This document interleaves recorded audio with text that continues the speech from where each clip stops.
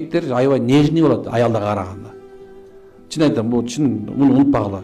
Силер эркектер менен грубый момундай колуңа бисипти, трисип чыгып эле башың момундай сакалың момундай ойлобогула. Мен жесткий экенмин жок. Эркек кишилердин жүрөктөрү жумшагыраак болот. Ошон сен атаңарга көбүрөөк көңүл бурулады.